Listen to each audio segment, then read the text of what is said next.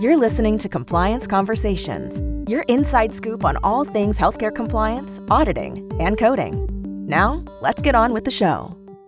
Welcome, everybody, to another episode of Compliance Conversations. I'm CJ Wolf with Healthicity, and today we're going to be talking about AI a little bit. And I want to introduce our esteemed guest, Dr. Ashok Gupta.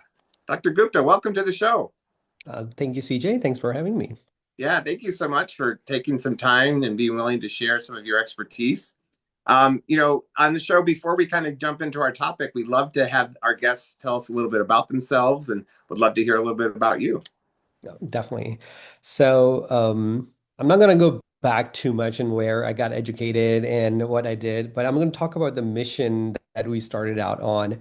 As a clinician, we always think about how best we can care for our patients. But the most important problem is how do you get the patients to you? So access to care, and we think about access to care and we think, oh, we are a developed country here in America. We don't have that problem, but it's a deep-rooted problem. I worked with VA hospital in Manhattan to a smallest possible home health company out here in Texas. And I realized the problem is everywhere. The Yeah, access to care is something that is very, very integral problem. And then the only way you can fix it if you have more ways to access the care. And then that's when we started thinking about telehealth being the way that, and then we took a small problem of specifically rehab or physical therapy and started to right. build our own company around it. Me, my own background, I'm a doctor of physical therapy. My wife, my co-founder, also is a doctor of physical therapy as well. So we Wow. looked at each other as is it something we can do online? And the answer was yes, absolutely yes. And in the beginning, nobody followed us. So we had to say, trust me, I have years of experience. I know what I'm doing. But now with thousands and thousands of patients' data, that actually speaks for itself. And now if I get that question, I always talk about is here is thousands of patients when they were treating in the clinic versus when they were online. That started our technical journey. Okay. And we started building a tech company. And because without the platform, it's just a video call. And a video call is not telehealth. You need all these tools. And that's where we got introduced to AI. And we thought back in 2020, and this is before this AI wave, we knew that if they have to make a difference to the millions of patients' lives, we have to make sure we have to stay in the front of the technology, Right. build something that will impact for really strong reasons. And nowadays, AI means that generative AI that spits the words and then predicts what the next best word is. Right. Well, we took it to the physical AI domain, and then one of those example is computer vision. So, Oh, have you been talking to some of the experts related to computer vision and then the examples? yeah, I know. Tell me about it. I'm not as familiar with it. Oh, here you go. So, if you believe it or not, computer vision is all around you. You go to grocery shopping, the cart that self-checkout you're doing, there is a camera on top of it. It's actually looking at your action. It's not reading the words on the internet and then telling you what the best LinkedIn line would be, or what the best image would be, but it's looking at the movement and it's tracking what you're doing. You go into a public place and then, or the amazing example I'm going to give you outside of healthcare before I bring you in back into the healthcare would be is we're going to a trade show, Becker's Healthcare, one of the best place to be at if you're in a healthcare and executives to meet with. So I will be speaking on telehealth on a panel there. So we also have a booth for my company TheraNow. And then one of the equipment they actually offer is you can put these cameras on your booth. It in real time records the sentiment of the audience walking on your booth. And how's Wow. that happening? Computer vision again. It's not reading words, it's reading your expression, it's reading the Wow. number of people, it's reading the crowd, things like that. So Amazing. now I'm going to bring it into our use case. We started to see it was there's a little bit lack of or there's a gap. When I can't touch you, I cannot see how much your shoulder is moving, how much your elbow is moving, how much your knee is moving. I won't be able to provide you the most objective care that I should be providing you. If you were in the clinic, I'll put in a goniometer and then be able to see, oh, yesterday you were 110 degrees, today you are 112 degrees, and we are doing great. Let's just double up Right. on to what we are doing. So we built the computer vision AI. So it's able to recognize where your shoulder is, where your elbow is, where your wrist is, and to the 10th of the degree precision is able to Wow. tell how much range of motion it's moving. So not only now I'm more precise versus what I would do physically, like with the old school goniometer.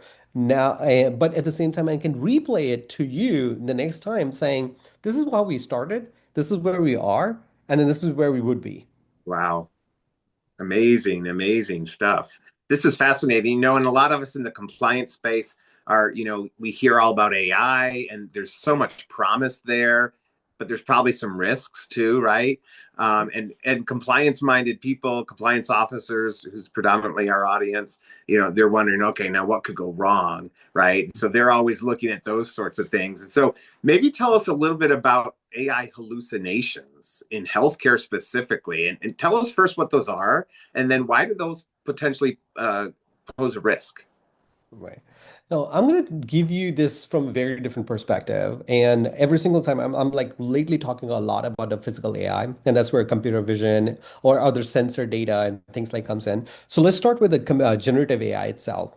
The AI models are trained to give you answer. They're the best cheerleaders you can find out there. Even if you say the sky is black, it will say, yes, sky is black. After two, three times you'll press, it'll just say, yes, it is a fact. If you say, I am the president of the country, it will say yes at the end of the day.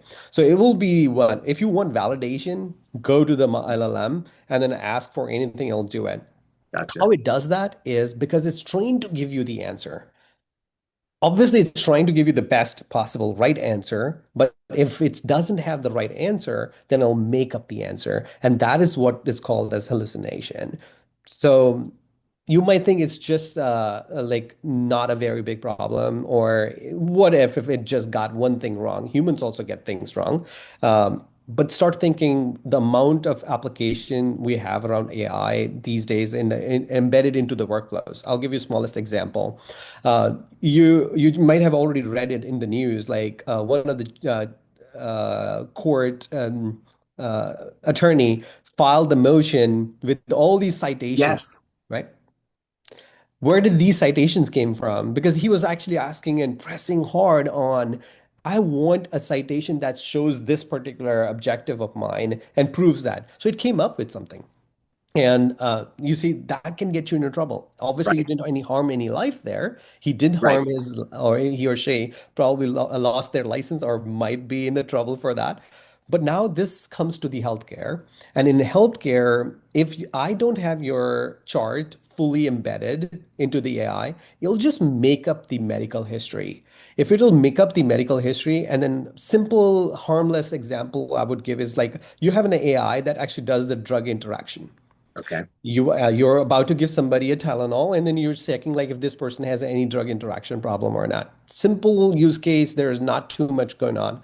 But what if you don't provide 100% of the context? You don't have a problem list, you do not have comorbidities, you don't have an H&P, and you don't have other medical drugs that this patient is taking. Now it will start hallucinating and then give you some answer that you are actually looking for. You can risk somebody's life with it. Yeah. Such a good example. You were talking about the attorney, and that was kind of in the news. I was at a conference about a year ago in academia about AI, and they showed a medical journal Mhm. article that had been published. And this is a peer reviewed, well respected journal. And obviously, the peers didn't review it very well because at the end, in the conclusion, it had all these AI prompts and it had all of this language that you could tell the author used AI. Now, right? We all might use it, but clean it up, make sure you're comfortable with it, and because that can ruin your reputation a little bit, right? So I thought that was an interesting thing you brought up. No, absolutely. There are endless cases. Not that like I'm a biggest proponent of AI, Sure. but solve the right problem with the AI in a right way in a Yeah. secure environment. Yeah. That is the big motto in like at TheraNow. I'll give you a few examples of it, like how we approach AI. We don't take a problem and then say, from tomorrow we're going to use AI for this. What the way we start out is like the smallest example is When the telehealth started out, we did not go to school and then said, okay, now we got to relearn everything. Right. So in school, we all were taught bedside manners. So bedside manners, everybody had a teacher, professor talk about like, no, you don't stand like this, you don't walk like this. Even if you sit down, the patient satisfaction goes up 25% just by actually clinicians sitting down in the room for even 1 second. Wow. Now, this was taught to us when you went to website. I call it like a not bedside, but website. It has never ever been trained to us. So we all actually Sure. developed our own ways of actually going up to you came in a suit, I came in a shirt. But it's a medical environment. You're my patient. I'm here. If there's my background is not clean, it doesn't look professional. My microphone is choppy. You can see this is a technicalities. But what if Right. like, how do I introduce myself? How do I gain your trust in first 5 minutes and I get your same level of respect and compliance from you? That's not going to happen. So we built a tool around it. And now, first we did it is like, how do we tell everybody? We have 350 physical therapists actually licensed in all 50 states who work thousands of sessions every day. Okay. And now, going to everybody's home and teaching them or bringing them to these email notifications and trying to see if they will learn out of it, not possible. So what we did is like first we started human based. We always start human based before we start developing something. So Okay. we took all these conversations between patient and clinician interactions. And then we started humanly created a rubric of it and then evaluating each point. Did you introduce yourself well? Did you explain how the telehealth will work? Did you explain what exercises you're performing? How are they going to help? What's your plan of care going to look like? Did you talk about the follow-up visit? Did you explain the app, how it's going to work? Those type of basic questions. And those are Sure. very critical, right? So we had humans sit down, listen to all these conversations, and then check, check, check, check, check. We went back with the feedback to the clinicians, and then clinicians really shot up, and then we started to see a better outcomes on the patients. Now we had a problem that there are so many humans needed to listen to these. This is the problem to solve with AI. It took us 2 weeks to build a fine-tuned AI model that is Okay. able to listen into and specifically solve this one problem to assess every single session that happens and then how well the website manners of our clinicians were. We also added a fun element on top of it to show a leaderboard, like how everyone is scoring and everyone wants to be in the top five. Exactly. So The competitive nature. exactly.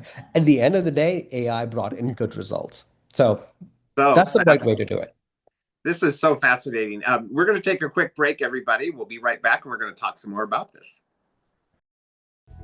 Compliance is complex, which is why you should visit Healthicity's Resource Center. It features updates on the OIG's new General Compliance Program guidance, CEU webinars, and more. Visit healthicity.com/resources today. Welcome back from the break, everybody. We've been talking about AI in clinical scenarios. Dr. Gupta is an expert here in physical therapy and physical medicine. I wanted to ask you a little bit about, from your experience in working inside live clinical environments, can you tell us a little bit about how either patient safety or quality of care might be affected or improved even? Right. So there are different ways we are approaching artificial intelligence today in the patient care. One is like patient driven. So all this time, we recently talked about ChatGPT health, and 1 in 4 queries are about health today. That means there is a need, and then even though we know that ChatGPT is not a doctor and it Right. can give you wrong advice, it also hallucinates. People are still using it for healthcare questions. You may have done it. I definitely have done it.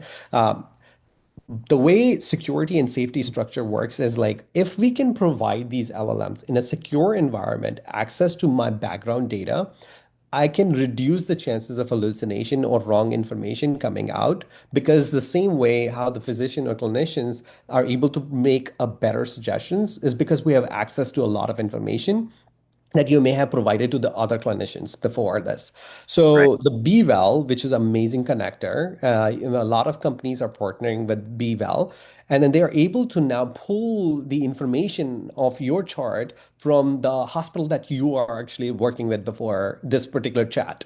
Ah. right? So now not only one hospital, now you can actually go into ChatGPT or Claude Health and then be able to actually pull in. So let's say if in our area you have University of Texas healthcare system, you can actually pull in the charts from there. You go to the another healthcare system, you can put in a Sutter Health and you can put a Kaiser Permanente. And I'm just naming names, not necessarily Sure. every one of them are Sure. connected to it. But this now gives enough context for an LLM to be able to provide you a best possible response that will definitely be very productive and helpful to you. Make sense? It does.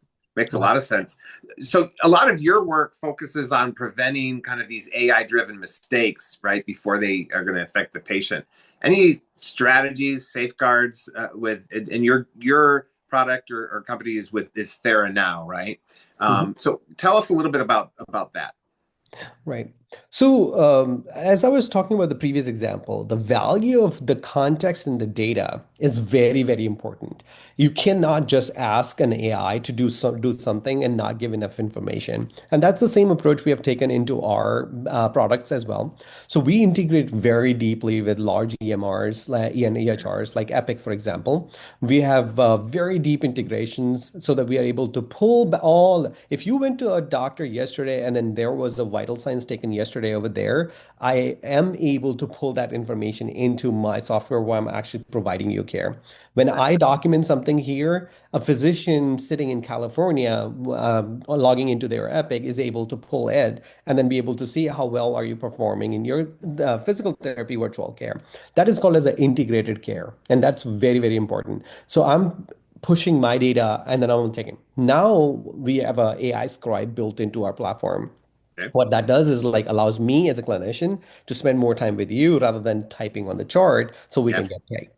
So the AI scribe is doing amazing because of the context it has, not only from the session that we are having together, but all the previous sessions we have had, and then all the sessions or any amount of information that has been put in the entire health system. And generally, like any area you live in, you usually have one or two major health systems, and you usually pick a side. So Right. if you're working with one hospital, then pretty much our entire healthcare history of yours is on that software. So Right. in a way, technically, we are very, very specific about we are not going to write something about you until unless we have all the context. Got it. Yeah. Makes a lot of sense. So, how do you see AI supporting clinicians without replacing their judgment? And, what innovations do you see in kind of point of care documentation that gives, you the most confidence for safer, more accurate patient care? A lot of our compliance officers listening are probably thinking, okay, is this going to hurt somebody? And how do we make sure it's accurate and good? Yeah. No, absolutely. That's an amazing question, actually. So it all starts with the approach, how the product is built, and its approach, how the product is consumed. And I'm going to put myself here on assessment. So when we work with the healthcare systems, there's a model called as CHAI. I always forget the full form for that, but CHAI, Collation for AI in Healthcare. I think Okay. that's the right one. So CHAI.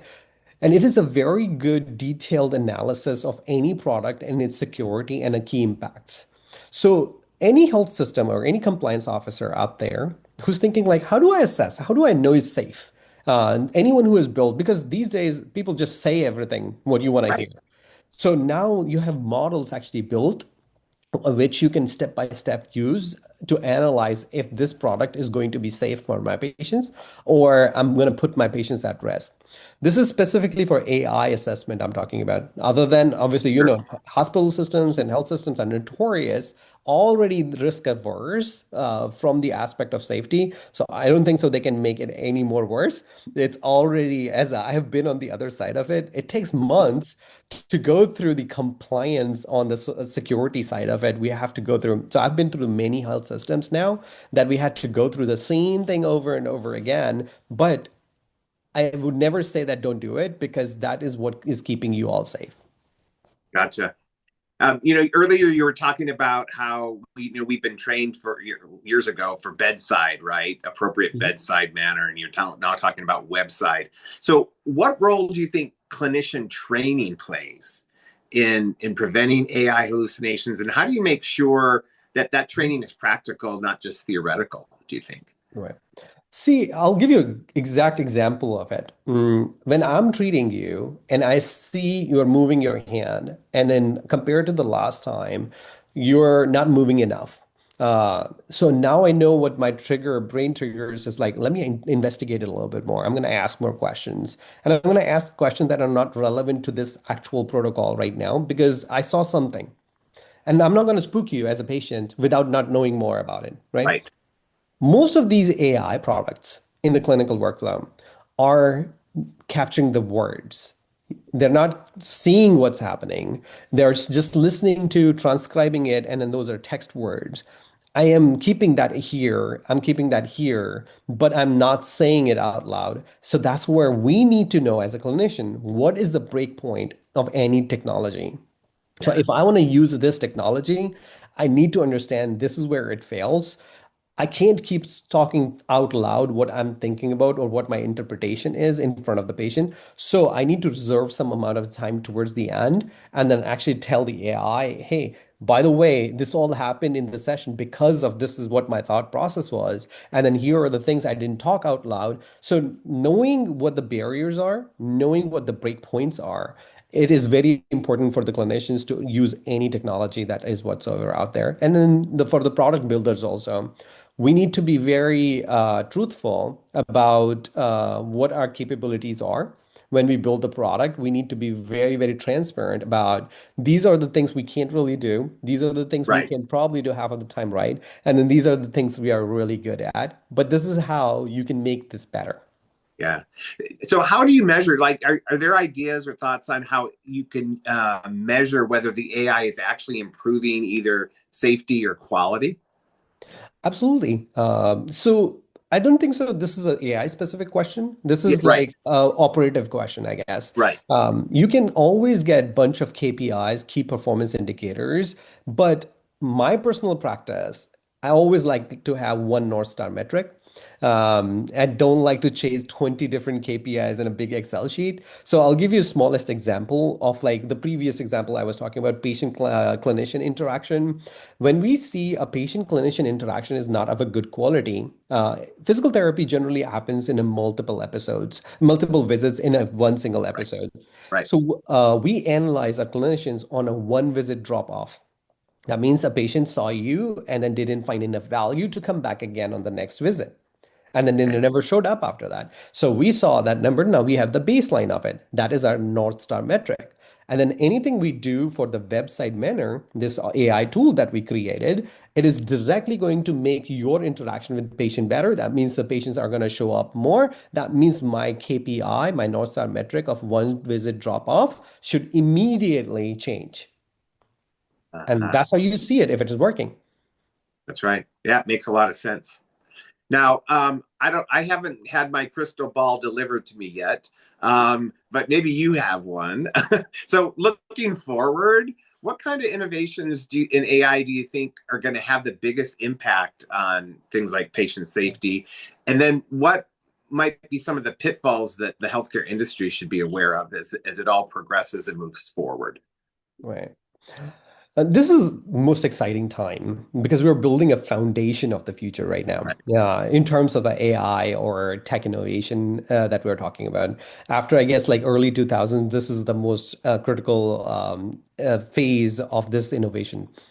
So what I'm going to say is like a fast forward as the AGI is like on the horizon, as the quantum computing is on the horizon. And if you've been following the news like last week, Google also pulled back the Q date from 2031 to 2029. So that means like for your listeners, anyone who's not followed, just the backstory means Right. all this data that we put today is encrypted by an algorithm. You have a public key and you have a private key. You put them together, it opens up, and now you can read what's in there. But if that private key becomes exposed, now everyone can read what you have written. Right. All this PHI, all of this protected data that is being transferred and transmitted in the internet via the internet is exposed to anyone to read. Yeah. That is right now not possible. It's so well encrypted, you can't, normal computers cannot actually do those mathematical prime number calculations. It's a factor of prime number, right? But this qubits Our quantum computers are becoming so intelligent and so smart and so fast that they will be able to break these encryptions with the calculations. And that's going to happen in 2029. That means Wow. all this data that we are actually encrypting today is not going to be encrypted. So there are obviously not, it's not a D-Day. Don't worry Right. about it. There's Right. always a when problem is solved, there's a new problem created. So now we have come up with a post-qubit encryption about so knowing this is very important. And then building a products around like, okay, there's a threat to everything that we are building as a healthcare system or compliance Right. officer. Uh, you may think everything is protected today, and I can just throw out there because there's a big lock on it. A day will come when somebody will get the key for it and they're holding this information back, right? So you have to start thinking from that perspective. What kind of encryptions are you looking at? So majority of innovation that is happening today is actually first, this is a one step towards the future. And then second is the consolidation. Look at the example of AI scribes. Yeah. Uh, every other company has AI scribe, and then the EMRs and EHRs came up with their own native AI scribes, and everything is consolidating. So you're going to see that story play out more and more. But towards the end, you'll find some winners and losers. But the winners will have a one common trait that they had a vision towards AGI, they had a vision towards quantum computing, and then they actually protected their products from the foundation level to ensure that like they can survive that domain. Wow. Great stuff here. We're kind of coming towards the end, and I want to make sure I give you kind of the last word, or if you have any last minute thoughts or comments. But what I've really enjoyed so far, Dr. Gupta, is in a lot of my other episodes, we talked about AI in general. Mhm. This conversation has been fascinating to me because you have a very specific example in physical therapy and in physical medicine. And I love how that example then can show us other issues that might translate to other areas as well. So I really appreciate you kind of bringing this very specific kind of setting to light. And so thank you so much. But I want to give you the last word. Anything that maybe I didn't ask you, or anything that you think our listeners need to hear before we wrap up? Right. Um, and that's a very loaded question. But this is how I will leave you with is there's a lot of fluff in today's time, and it is quite easy to parse through the noise and actually see the real value of anything. The integrated workflows are the key to any successful patient care. So any vendor, any product that you actually come across, be the shepherd of the open integrated environment if you're a health system. And if you're a software company or a product builder, then focus on how would you take this example of you before you build a house, you need to pull the utilities to it. So Yeah, build the foundation, pull the integrations and pull the utilities on before even you put the first wall on.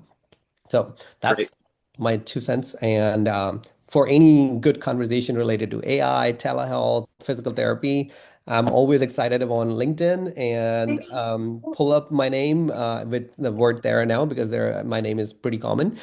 So type it in and I will be happy to. And my website is theranow.com, THERA now.com. And we're pretty open with the conversations, even outside the domain of what we do as a virtual physical therapy company. Awesome. Wonderful stuff here. And thank you so much, Dr. Gupta, for your time. Really appreciate it. Thank you. Appreciate it. Thank you. And as Dr. Gupta gave you some contact information, we'll include any links that he sends us for his contact as well, so that you can reach out and continue the conversation if you need to. Thank you to all of our listeners. We love having you listen to these. We always welcome your input and feedback. We'd love some topics. If there's certain topics you want to hear more about, if there are guests that you know, please let us know and we'll see if we can get them on the show. Until next time, everyone, take care.